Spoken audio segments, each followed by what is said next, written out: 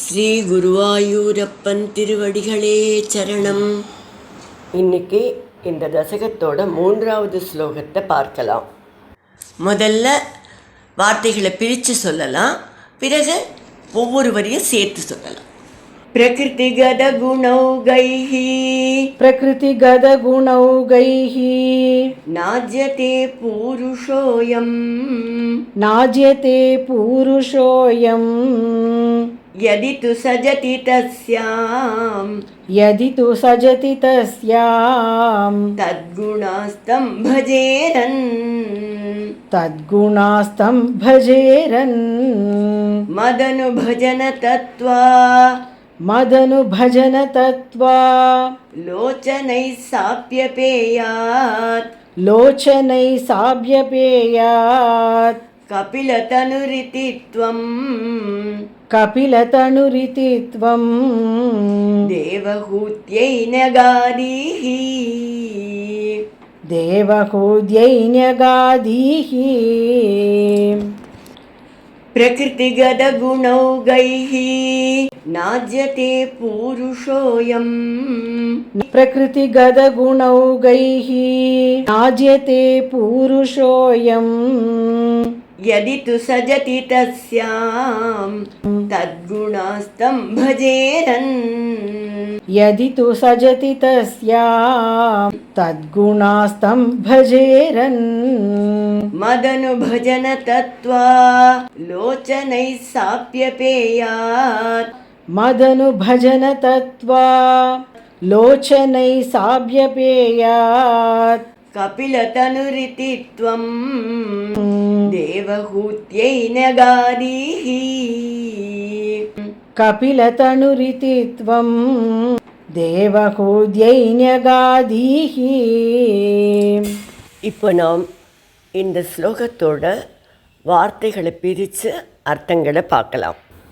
பூருஷக அயம், இந்த புருஷன், பிரகிருதிகத, பிரகிருதியின், குணௌகைகி, குணக்கூட்டங்களால், ந அஜ்யத்தே, தீண்டப்படுவதில்லை, தஸ்யாம், ஆனால் அந்த பிரகிருதி இடத்தில், சஜதி யதித்து, பற்று வைத்தான் என்றாலோ, தத்குணாகா, அதன் குணங்கள், தம்பஜேரன், அவனை பற்றும், மத் அனுபஜன, என்னை வழிபடுதல், தத்துவ ஆலோசனை, என்னை பற்றிய தத்துவத்தை குறித்து நன்கு சிந்தித்தல் ஆகியவற்றால், சாபி, அந்த பிரகிருதியும், அப்பேயாதிதி, விலகிச் செல்லும், அவனை விட்டு அகலும் என்று, கபிலதனுகூத்வம், கபிலராகிய நீங்கள், தேவஹூத்தியை நகாதீகி, தேவதுகூத்திக்கு உபதேசம் அளித்தீர்கள். இப்போ இந்த ஸ்லோகத்தை முழுவதுமாக பாராயணம் பண்ணி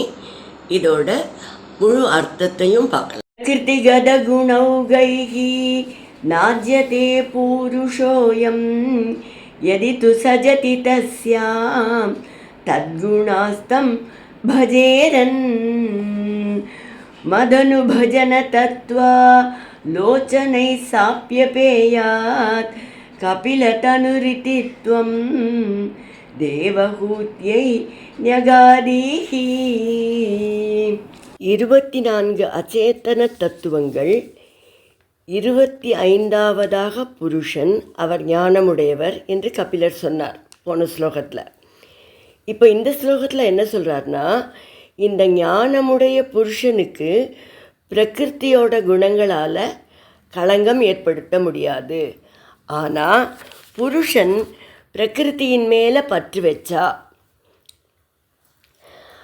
அதன் குணங்கள் அவனை பற்றி கொள்ளும். இப்படி பிரகிருத்தியோட குணங்கள் புருஷனை பற்றி கொள்ளாமல் தடுக்க என்னை, அதாவது பகவானை வழிபடுதல், பகவானை பற்றிய தத்துவங்களை குறித்து சிந்தித்தல் ஆகியவை அவசியமாகும். என்னை வழிபடுவதாலும் என்னை பற்றிய ஞானத்தை பெறுவதாலும் பிரகிருதி அவனை விட்டு விலகிச் செல்லும் என்று கபிலர் கூறுகிறார். இதை பகவான் கிருஷ்ணர் கீதையில் ஒரு ஸ்லோகத்தில் சொல்கிறார். தைவீகி ஏஷா குணமயி மம மாயா துரத்யயா மாம் ஏவ ஏ பிரபத்யந்தே மாயாம் ஏதாம் தரந்திதே அப்படின்னு சொல்கிறார். பிரகிருத்தியோட முக்குணங்களாலான எனது தெய்வீக சக்தியான மாயையை கடப்பது கடினம், ஜெயிப்பது கஷ்டம்.